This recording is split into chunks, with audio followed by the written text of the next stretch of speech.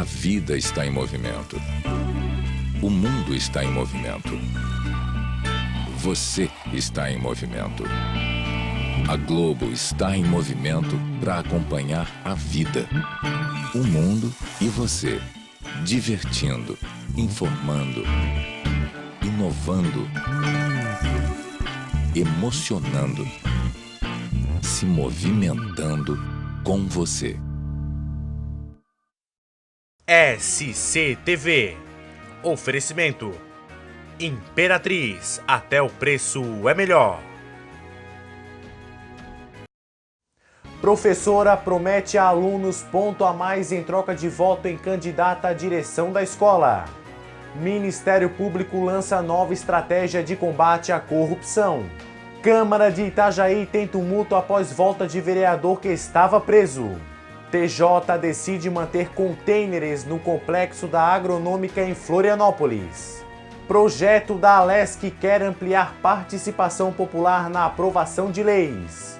Pesquisadores descobrem sambaqui de 6.000 anos em São Francisco do Sul. E Jossano Façanha traz as principais notícias de Caxias, no Maranhão.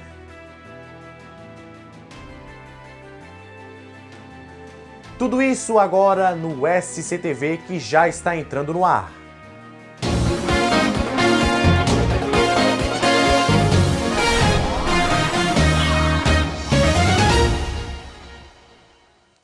Sejam bem-vindos ao SCTV, uma boa tarde para você. Muito bem, gente, o SCTV já está entrando no ar e já trazendo um absurdo que aconteceu em uma escola de Braço do Norte, no sul do estado. E vendo situações como essa que a gente vai mostrar para você, fica uma pergunta: até onde vai a falta de ética de um profissional? Uma professora prometeu aos alunos um ponto a mais no boletim. Em troca, eles teriam que votar na candidata dela para a diretora da escola. A quinta-feira prometia ser tranquila no Colégio Estadual Dom Joaquim. Chegaram a dar início à eleição para a diretora. Mas a eleição foi cancelada por decisão da Justiça, depois que o Ministério Público tomou conhecimento dessa gravação. Eu estou dando um ponto para cada aluno votar para a dona Eliane. Para a Rita? Para a Rita. Quem quiser saber, eu falei, vem me procurar. E tem turma que vai ganhar um pouco na média. Se toda a turma me disser que vai votar, vai ter que aparecer lá? Lá no sistema. Ela se expressou mal, mas é assim, se a dona Rita ganhar, ela vai dar um ponto na mente para quem ela dá aula. Eu não falei pra vocês assim como ela está fazendo isso, é um direito dela, tá? Eles estão dizendo que quem não vota nela vai rodar. É um direito também é errado. Como? Quê? Tem professores que estão... Mas me fala isso daí que eu chamo meu pai aqui e vai dar processo. Pois é, então é assim, quem votar em quem vai rodar? Cada um. Quem votar na Rita roda. Cada um tá lá lidando. Cada um tá jogando com as armas que tem. Cada um tá jogando. Só lá mesmo. Meu Deus. Então eu vou rodar. De acordo com o secretário de Desenvolvimento Regional, o aluno que teria feito a gravação e a professora que ofereceu as notas ainda não foram identificados. A intenção do governo do estado era justamente inverso a isso, né? Era acabar de vez com as indicações políticas e talvez partidárias no comando de uma gestão escolar, propondo à comunidade escolar decidir o seu futuro, mas infelizmente um fato lamentável, um fato isolado. O Colégio Dom Joaquim é o maior de Braço do Norte. Aqui estudam quase 900 alunos da 6ª série ao 3º ano do ensino médio.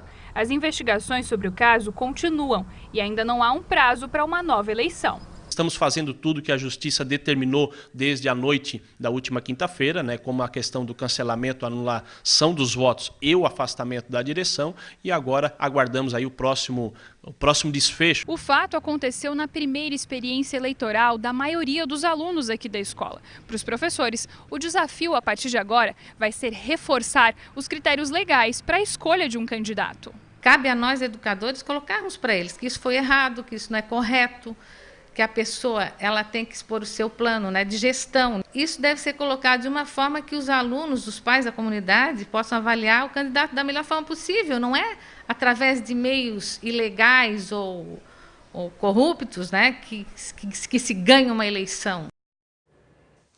Bom, é só ligar a TV, ler um jornal ou navegar pela internet que a gente encontra inúmeros casos de corrupção, não é verdade? Esse é um problema que tem a ver com todos nós.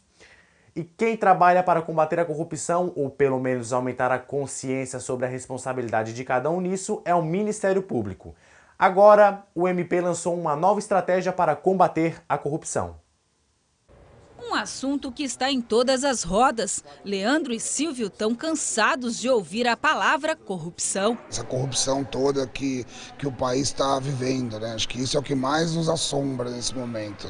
E a percepção da população não é muito diferente da do Ministério Público. Por isso, o órgão elegeu a corrupção como um tema importante a ser enfrentado nos próximos 2 anos. Agora nós estamos acenando para a sociedade, ouvindo a sociedade, porque entendemos que hoje o grande reclamo do cidadão é o efetivo combate aos desvios éticos. A partir disso, todos os setores do MP vão desenvolver atividades para enfrentar a corrupção. Na área de direitos humanos, um dos objetivos é garantir ao usuário do Sistema Único de Saúde o acesso à informação, evitando crimes como a venda de serviços públicos. Para 2016, a meta é que 100 municípios do estado tenham uma lista pública e até 2017, esse acesso à informação chegue a 200 municípios. Pessoas que aguardam por muitos meses e anos um procedimento no SUS têm muitas vezes a sua colocação desrespeitada em razão de outro paciente que conhece alguém, ou no estabelecimento de saúde, ou no âmbito político, ou em outro qualquer lugar que tenha influência nessa lista de procedimentos no âmbito do SUS. Na área da infância e juventude, a educação como meio de combate à corrupção, com a criação de grupos de estudos em 5 municípios em 2016 e 10 no ano seguinte. E eles vão discutir as questões mais relevantes em termos de infrequência escolar e vão replicar isso através de políticas públicas para tentar resolver esse problema tão grave que é a questão da evasão. Na moralidade administrativa, o objetivo é a fiscalização do serviço prestado. 100 contratos em 2016, 200 em 2017. A nossa intenção é elaborar uma metodologia de avaliação desses contratos que, pela nossa experiência, são contratos mais sensíveis ao desvio de dinheiro público e à lavagem de dinheiro. Diferentes ações do Ministério Público que vão levar a população a acreditar que é possível uma sociedade mais justa. Eu espero que um dia a gente revogue definitivamente a lei de Gerson. Levar vantagem em tudo está errado. E olha só, gente, mais uma vez a sessão da Câmara de Vereadores em Itajaí foi tumultuada. O vereador José Ferreira, aquele investigado por crimes cometidos na época em que trabalhava na Coordenadoria de Trânsito do município, retornou ao plenário e enfrentou muitos protestos. Ele ficou 128 dias preso e agora aguarda o julgamento da Câmara e da Justiça. Ele chegou sozinho e entrou tranquilamente na Câmara de Vereadores para participar da primeira sessão desde que foi preso em julho passado. Mas a reunião começou sem a presença de José Alversino Ferreira. Depois de 30 minutos de sessão, Zé Ferreira entrou no plenário batendo palmas e sob protestos.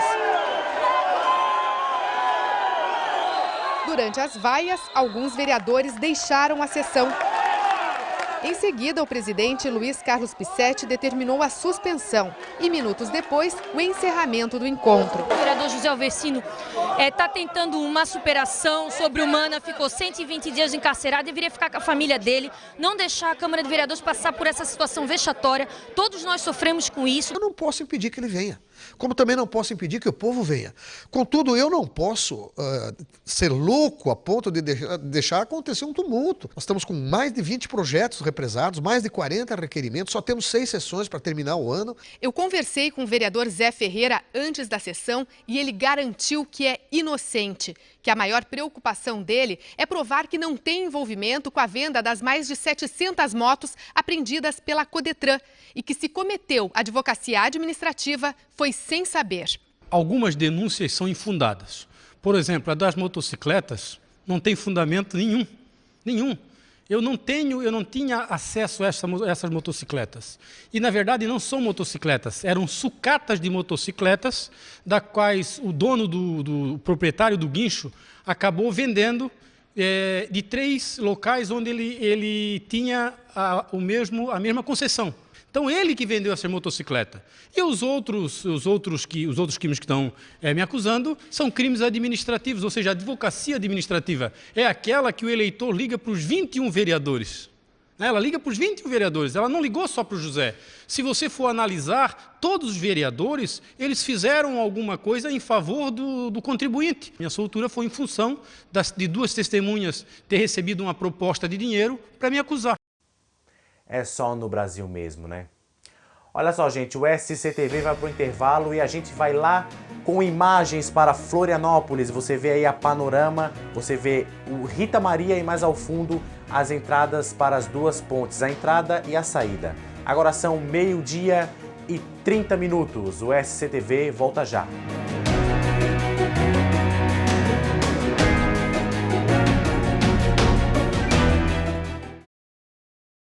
De noite e de dia, mais economia. Super Imperatriz. A vida com sabor e alegria. Super Imperatriz. Tudo de gostoso e com variedade. Gostinho de felicidade. Yeah! Super Imperatriz. O Imperatriz é tudo de bom. Imperatriz, até o preço é melhor. Só no Natal Gente Nossa você compra mais barato e ainda concorre a 2 Jeep Renegade. Só podia ser no Queires. Lenovo Notebook 4GB com HD de 500, somente R$ 1.299 à vista ou 80 mensais. Samsung Grand Prime Dual Chip apenas R$ 699 à vista ou 45 mensais. Samsung Ace Dual Chip mais Vivo Chip, só R$ 379 à vista ou 25 mensais. O melhor Natal do mundo só podia ser no Queires. Gente Nossa! SCTV. Oferecimento. Imperatriz. Até o preço é melhor.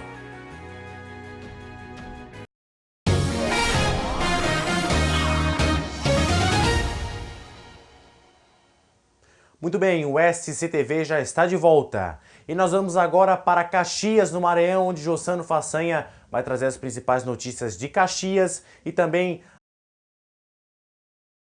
Uma boa tarde, Jossano. Boa tarde, Rodrigo. Boa tarde a todos que estão assistindo o SCTV nesta tarde de sábado. É um prazer estar com vocês ao vivo aqui, direto de Caxias, Maranhão, levando algumas informações aqui do meu estado para todo mundo via YouTube. Certo, vamos para a primeira matéria. Uma pesquisa do Conselho Nacional de Transporte aponta como ruim, bom ou péssima as condições de 11 rodovias que cortam o estado do Maranhão. Uma delas é a rodovia 226, a BR-226, que são aproximadamente 30 quilômetros de estrada de chão. Uma situação caótica para os motoristas que trafegam por lá todos os dias e também para os moradores daquela localidade. A maior parte da rodovia é de asfalto. São 496 quilômetros cortando o estado. Esse trecho liga as cidades de Presidente Dutra a Timon. Olha, agora o caminhão que veio pelo asfalto vai ter que encarar a pior parte da viagem, que é aí, ó, a pissarra, a estrada de chão, sem sinalização, com muito buraco e sempre tendo que andar devagar porque o perigo pode estar logo na frente. Nossa reportagem vai de carona na boleia do caminhão do seu Hamilton. Motorista experiente, com mais de 30 anos na estrada, ele sabe dos perigos de se escolher esse trajeto para a viagem. Esse aqui dá buraco que cabe quase um caminhão desse dentro. Aí você pode passar a cama para os outros lados aí, os caminhões vêm contando mesmo assim, devagar, porque se for para andar, trepidação derruba tudo, né? À noite o problema é que costuma assaltar, né? O pessoal tem esse problema aqui dos malandros vindo pegar caminhoneiro aí, assaltar e complica, né? São cerca de 30 quilômetros nessas condições. A atenção são com os buracos e a falta de sinalização na rodovia. Mas é a quantidade de poeira da época o principal obstáculo para quem dirige por aqui. Olha, um dos trechos mais críticos e mais perigosos é quando a gente se aproxima de um caminhão como esse aqui e, devido à quantidade de poeira, a gente não tem visibilidade do carro que vem no sentido contrário. Devido ser mais perto, né? Aí você arrisca passar num trechão desse aqui, arriscando estourar pneu, igual estourei várias vezes. mas você faz uma economia. A BR-226 é uma das 11 que cortam o estado. Ela e as outras aparecem numa pesquisa feita ano passado pelo Conselho Nacional de Transportes. O resultado aponta que no índice, no estado geral das rodovias, nenhuma aparece como péssima, nem no quesito pavimento, somente ruim, bom, irregular ou ótima. Veja que a estrada mostrada pela nossa reportagem não tem nenhum péssimo, apesar dessa realidade. Já na sinalização e geometria, o péssimo aparece mais de 6 vezes nas outras BRs. Tem que usar a experiência. Eu já sou velho nisso aí, né? Eu já aprendi a trabalhar na estrada de chão, então tem que saber andar. Tem que ter uma visão muito boa e para ficar do buraco e a poeira. Ficar atrás de caminhão não dá? Não dá não, muito bom não. Carro pequeno atrás de caminhão não é muito bom não. Você não vê nada? Não vê nada. Seu Cícero mora às margens da rodovia há 40 anos. Espera pelo asfalto no trecho com ansiedade. Ele já ajudou a socorrer alguns motoristas pegos de surpresa pelos buracos e a poeira no caminho. Eu socorri 2 carros que saiu do mato ali por causa do buraco, que eles foram desviar de um buraco que entrou no mato. Eu ia passando para pegar uma carne, umas 10 horas da noite. Aí eu encostei, o rapaz estava necessitando de ajuda, nós ajudamos, tiramos, botamos na BR e ele foi embora. Ninguém se machucou? Não, ninguém se machucou. Outro também aconteceu lá, para cá do quilômetro 99, saiu da estrada também, a gente ajudou, a gente sempre ajuda. Além dos motoristas, a família do seu Cícero está sofrendo com essa poeira. Os 4 filhos estão doentes com problemas respiratórios devido à distância da cidade para tratar a doença.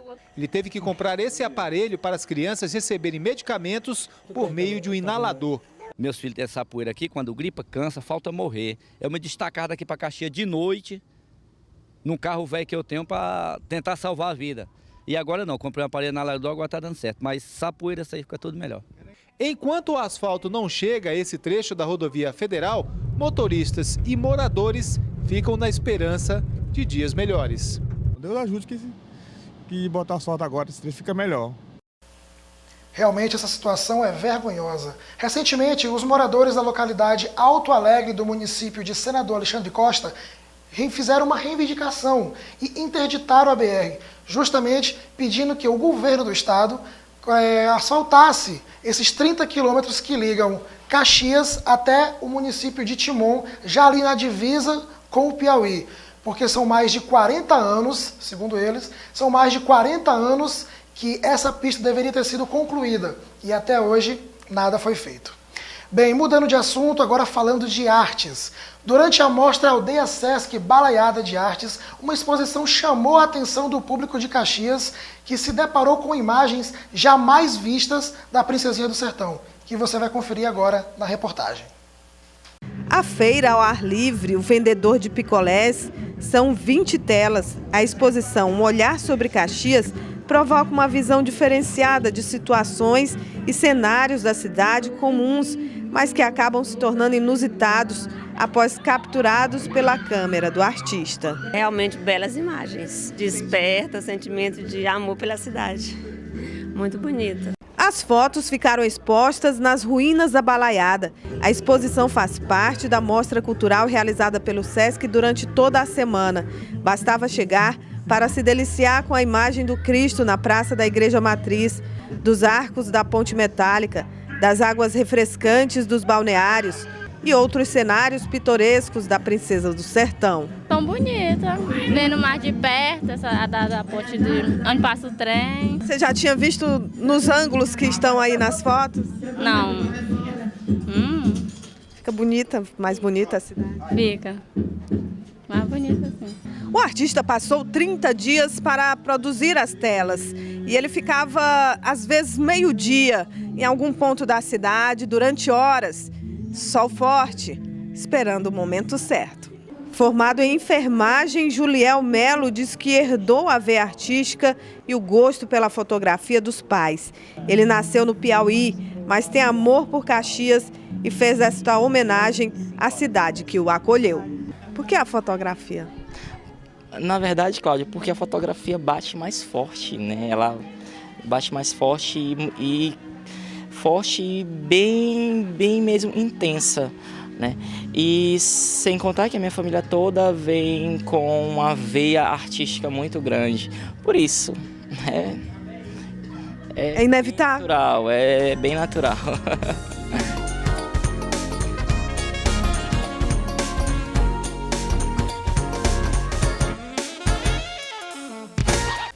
Belas imagens, né? Essa é a nossa princesinha do sertão. Se você ainda não conhece Caxias, venha, você será bem-vindo.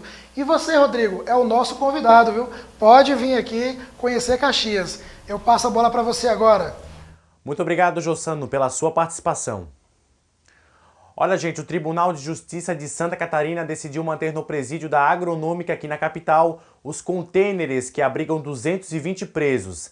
A decisão é um respiro para o governo do estado porque há pouco tempo a própria Justiça havia interditado os contêineres. A decisão que saiu há pouco reconhece que o espaço não é ideal, mas dentro da realidade estadual, eles devem seguir em uso. O desembargador Rodrigo Colasso tomou essa decisão depois de fazer uma inspeção no local. A comitiva decidiu que a interdição do local não é a melhor solução, porque se os presos fossem retirados dali, não teriam um lugar melhor para serem levados, ou seja, ruim com os contêineres, mas pior sem eles. Olha só, gente, a gente sempre reforça o quanto é importante exercer o nosso papel de cidadão, participar das decisões da nossa cidade. Um projeto de lei na Assembleia Legislativa quer ampliar essa participação.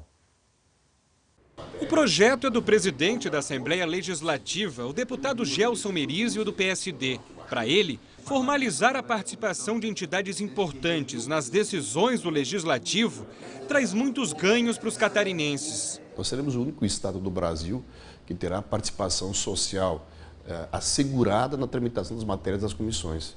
Com isso, nós vamos evitar que tenhamos projetos e, portanto, leis aprovadas sem que haja o pleno conhecimento das entidades e, por consequência, dos seus associados. Se virar lei, a proposta obriga os deputados a avisarem a entidade que atua e representa o setor em discussão na Alesc. A partir da sua aprovação, nós vamos fazer o cadastramento das entidades e estas terão, a partir do ingresso das matérias na Comissão de Justiça, a notificação, terão 15 dias de prazo para se manifestarem. Passou o prazo dos 15 dias, a entidade não se manifestou. O processo segue normalmente, agora nunca terá a entidade e seus associados a condição de alegarem que não sabiam que a matéria tramitava. O projeto está sendo discutido na Comissão de Constituição e Justiça e depois vai à votação em plenário. Ele deve ser aprovado ainda esse ano. Está sendo muito bem recebido por entidades importantes. A sociedade civil organizada ganha um espaço institucionalizado de pleitear perante o parlamento todos os incrementos, fomentos dos seus interesses e traz, inclusive, um senso de credibilidade para as decisões do parlamento. A iniciativa é muito positiva, no sentido de que a Assembleia está institucionalizando a audiência às entidades representativas do setor produtivo. Vai ficar melhor. O fato de que não só a Fiesc, mas as outras entidades terão a mesma oportunidade, como já tem, de agora formalmente apresentar os seus pleitos, acompanhar e opinar sobre os projetos em curso na Assembleia Legislativa. Parece haver consenso entre os próprios deputados e as entidades também. Ainda assim, a OAB faz uma ressalva. É interessante que nós pudéssemos avançar nessa resolução no sentido de exigirmos que o parlamento, sempre que fosse afastar uma contribuição de uma entidade representativa, de um grupo ou de uma categoria, o fizesse justificadamente, sem perder sua autonomia, porque isso traria mais credibilidade, inclusive, para a formação da lei. Agora nós vamos falar de uma das mais importantes descobertas arqueológicas recentes da região de Joinville. Pesquisadores encontraram em São Francisco do Sul um dos sambaquis mais antigos já registrados até o momento. As primeiras análises indicam que esses sambaquis têm cerca de 6.000 anos de existência. Não bastasse tudo isso, a descoberta em São Francisco do Sul revelou também que figuras pintadas em pedras podem ajudar os pesquisadores a entender um pouco mais o modo de vida dos primeiros habitantes da região. A reportagem é de Alessandra Flores e Everton Ferri. São Francisco do Sul é a terceira cidade mais antiga do Brasil. A fundação aconteceu no ano de 1504, mas antes mesmo das primeiras construções, muitos povos ocuparam a região. A prova disso são os sambaquis. Os sambaquis são sítios arqueológicos pré-coloniais, caracterizados pelo acúmulo de conchas. né? Acúmulo intencional por povos que viviam aqui viviam todo o litoral brasileiro quase, no período pré-colonial, entre 7 e 1000 anos antes do presente. Em toda a Baía da Babitonga já foram encontrados 150 sambaquis. Todos estão registrados. De modo geral, eles são formados por conchas e ficam a céu aberto. Só que um sítio bem diferente começou a ser estudado nesse ano. Aqui próximo a esse morro tinha uma propriedade grande com engenho de farinha e tudo. Poderia ser procedente disso, de ocupação histórica. Mas, pelas características e pela quantidade de sambaqui, a gente resolveu investigar melhor isso. E lógico, quando nós começamos a pesquisa, deu para perceber que se tratava de um sítio pré-colonial. Esse sambaqui chamou atenção principalmente porque ele fica num abrigo, ou seja, é coberto por rochas. Além disso, enquanto os outros sambaquis da região podem chegar até 20 metros de espessura, esse aqui, olha, tem 35 centímetros. A gente tem sambaquis pequenos, né, mas nunca como esse, que tem 35 centímetros da camada arqueológica, camada com concha, somente 35 centímetros. E o fato dele estar dentro de um abrigo também, né, sob rocha também é bem raro. E esse foi um dos fatores para ele ter sido escolhido para a escavação. Na primeira escavação, o material para datação foi separado. E a grande surpresa veio no mês de outubro, com um resultado. Na verdade, no início, a gente até tinha dúvida se era mesmo um sítio pré-colonial, porque ele é tão diferente dos outros sambaquis, né? E poderia ser um acúmulo de conchas recentes. Então essa era a nossa preocupação desde o início. E por sorte, logo quando a gente veio aqui, na verdade, o primeiro dia que a gente veio fazer uma sondagem, a gente já encontrou material humano. E essa data que a gente teve, que está quase 6.000 anos, deu 5.910 anos, ele acabou sendo o sítio mais antigo que a gente tem com concha, né? Tem outro detalhe que pode dar ainda mais importância às pesquisas. Essas figuras foram encontradas nas rochas da Casa de Pedra, como o local é chamado. Elas ainda não foram analisadas a fundo, mas tudo indica que sejam pinturas mais elaboradas, bem diferentes das gravuras em baixo relevo encontradas na região de Florianópolis. Então nós teríamos um sambaqui em abrigo e ainda uma pintura associada a essa ocupação. Isso vai dar muita discussão para a arqueologia regional e aí eu acho que para a arqueologia brasileira mesmo. Os estudos ainda estão no começo. Em julho desse ano, professores, alunos e pesquisadores ficaram 15 dias no local. A próxima etapa vai ser em fevereiro do ano que vem. Um trabalho que exige paciência, mas que com certeza vai contar muito da história dos primeiros habitantes da região.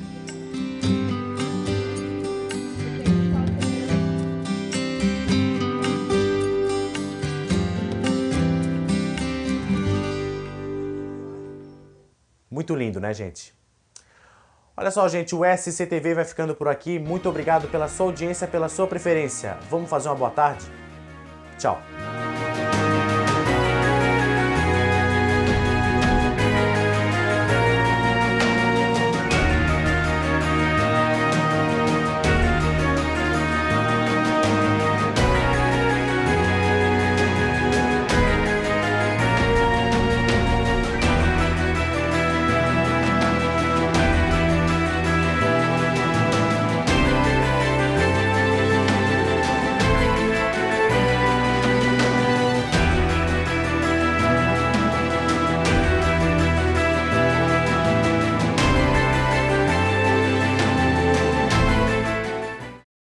SCTV. Oferecimento: Imperatriz, até o preço é melhor.